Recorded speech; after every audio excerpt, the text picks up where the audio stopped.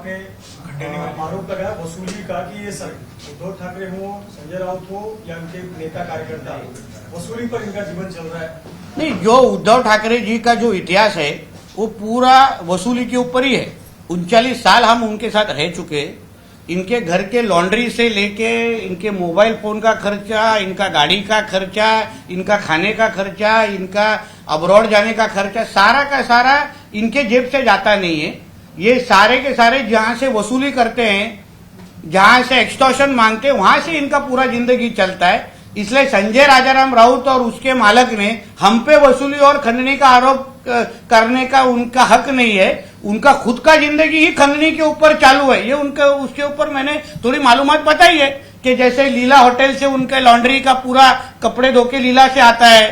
उनके सारे perfume duty free airport से आज भी आते हैं ना। उनका बाहरगांव अब्रॉड का जो छुट्टियों के लिए जाते हैं उसके लिए 2-3 बिल्डर लोग, मुंबई के बिल्डर उनके साथ में रहते हैं, जिनका खुद का जिंदगी ही वो एक्सटॉर्शन पे है, वसूली पे है। वो हम पे क्यों आरोप करे।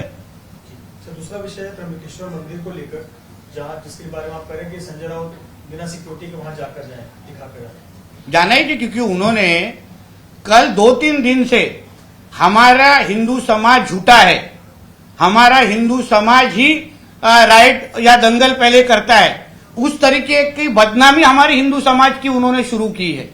उनको ना हमारे गौमूत्र पसंद है, ना हमारे गाय का इज्जत वो रिस्पेक्ट करते हैं। और हिंदू समाज कितना बड़ा झूठा है ये बताने की कोशिश कल से कई दिनों से संजय राउत करते हैं। इसलिए मैंने उनको कहा कि आप में अगर हिम्मत हो, आप सच्ची राजाराम राउत के बेटे हो, तो जाके दिखाइए त्र्यंबकेश्वर में, आपको हिंदुओं की ताकत दिखेगी। क्योंकि हमको झूठ बोलने के पहले जो खुद हिंदू होने के बावजूद हिंदुओं की बदनामी ये कर रहे हैं, तो पहले ये त्र्यंबकेश्वर में जाके आए और खुद 2 पैर से वापिस चल के दिखाए आते वक्त। संजय राउत कह रहे हैं कि 19 जो सीटें लोकसभा की जीती थी हम उस पर बरकरार रखेंगे, वही नंबर रहेगा। सिल्वर ओक के मीटिंग में उनको 5 सीट ऑफर हुआ ठाकरे सेना को, जितना मेरी मालूमात है। 5 सीट से ज्यादा हम तुमको देंगे नहीं, तुम्हारे सारे खासदार तुमको छोड़ के गए। पवार साहब उद्धव जी के बारे में क्या सोचते हैं ना, वो उनके बुक में उन्होंने कहा है। मेरे को अलग से बोलने की जरूरत ही नहीं है। पवार साहब उद्धव ठाकरे की कितनी इज्जत करते वो उनके खुद के बुक में कहा है। इसलिए इज्जत के हिसाब से उनको 5 सीट देने का ऑफर किया है। 5 सीट लो वरना गेट आउट हो जाओ, वही है। सर, महंत समिति महाराष्ट्र के पीठाधीश्वर हैं, उन्होंने ये आज मांग की है कि त्र्यंबकेश्वर के पास जो दरगाह है वो नाथ समुदाय का एक मंदिर पुराना रहा है, इसलिए आर्कियोलॉजिकल सर्वे ऑफ इंडिया और भारत सरकार इसका सर्वे कराए और नाथ समुदाय की अगर मूर्तियां वहां पर मिलती हैं तो वो दरगाह उनको दिया जाए, ऐसी मांग किया है उन्होंने। मैं पूरा समर्थन करता हूं। महाराष्ट्र में ऐसे जो मंदिर है, जो ऐसे दरगाहें हैं जिनके ऊपर मंदिर बनाए गए हैं, उनका सारों का सर्वे हो जाए और एक ही बार दूध का दूध पानी का पानी हो जाए। जो हमारा है वो हमको मिलना चाहिए, जो हमारा नहीं है वो उनके पास रहेगा तो हमको कोई प्रॉब्लम नहीं है। मगर जो जिनका हिंदुओं का जिनके ऊपर हक है वो हिंदुओं को वापस मिलना ही चाहिए। इसलिए मैं पूरा समर्थन करता हूं, जल्दी से जल्दी सर्वे हो जाए। ये जो हरकतें जो हो रही है ना त्र्यंबकेश्वर की, ये उसी की वजह से हो रही है। चादर डालने की कोशिश जो हो रही है ताकि हमारे मंदिर वो ले वापस। हमारे एक बार चादर डालेंगे तो फिर उधर अपना हक दिखाएंगे। हमारे जो शिवाजी महाराज के जो किले हैं, जो किलों के ऊपर जो इंक्रोचमेंट जो किया है, जो झोपड़ियां बनाई है, उनका कोशिश ही है कि पूरे किले भी अपने हाथ में ले ले। तो ये पूरे के पूरे हिंदू समाज को खत्म करने की जो साजिश ये जिहादियों की है, उसको रोकना होगा। तो एक ही बार हमारी सारी मंदिरें हमको वापस मिल जाए, ऐसे मैं भी मांग करता हूं।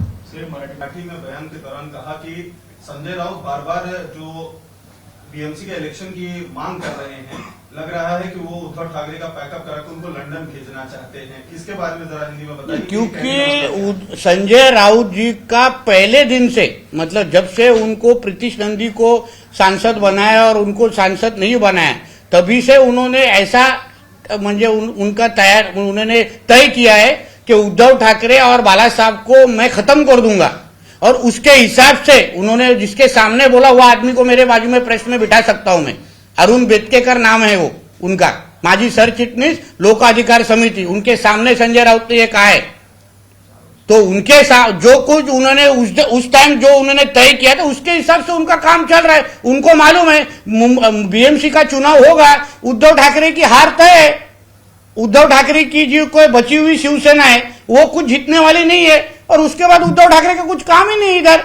उनको लंदन बहुत पसंद है, दूसरों के पैसे पे जाके वो लंदन घूमते हैं, तो एक ही बार उनका बैग पैकअप करके उनको लंदन भेजने की इनकी तैयारी है।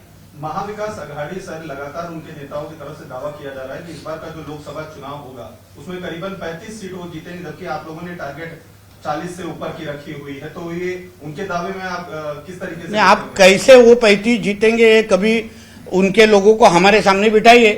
उद्धव जी जो 18 सीट जो शिवसेना जीती 2019 को, वो मोदी जी की वजह से जीती। जिधर किधर भी उद्धव जी का फोटो लगाए, छोटा फोटो लगाया था, बड़ा फोटो तो मोदी जी का था। राष्ट्रवादी कांग्रेस कभी 5 सीट के ऊपर जाती नहीं है, क्यों 10 सीट तो कभी देखती नहीं, डबल डिजिट। कांग्रेस तो पिछली बार 1 पे रुकी थी महाराष्ट्र में, तो 35 कैसे जीतेगी। और इस बार उद्धव जी को मैंने सुना है वो महाविकास आघाड़ी के बैठक में सिर्फ 5 ही सीट ऑफर किया उन्होंने। ये जो 16 और 19 तो है, तो बोलते ना वो मुंगेरी लाल के हसीन सपने। विजय जी, एक सवाल इसी से जुड़ा हुआ है। बीजेपी का एक प्लान है कि करीब 50% वोट शेयर जो है बीजेपी के हाथ में आना चाहिए। इसको लेकर क्या कुछ आप लोग प्लानिंग कर रहे हैं, किस तरह से क्या मुद्दे लेकर लोगों के बीच में जाएंगे ताकि लोकसभा और आने वाले विधानसभा में 50% का जो टारगेट है वो? देखिए, हमारे 2 प्लान है जो हमारे कल चर्चा, और ज्यादा डिटेल में बता नहीं सकता, मगर इतना ही है कि मोदी जी ने जो 9 साल से हमारे देश में अलग अलग काम जो किए हैं, अलग अलग योजनाएं जो लाए, वो योजनाओं को हम लोगों के पास लेके जाने वाले हैं, लोगों के बीच में लेके जाने वाले हैं, और उनके काम के ऊपर हम 2024 में हमारा 50% से ज्यादा वोट लेके आएंगे। और दूसरा है हिंदुत्व का विषय लेके हम लोगों के सामने जाने वाले। आज हमारा देश एक हिंदू राष्ट्र है, यहाँ 90% लोग हिंदू रहते हैं, और उसके हिसाब से हिंदुओं के लिए देश मतलब हमारा हिंदुस्तान देश है। इसलिए मोदी जी का काम और हिंदुत्व का नाम ये लेके हम देश की जनता के सामने जाने वाले हैं।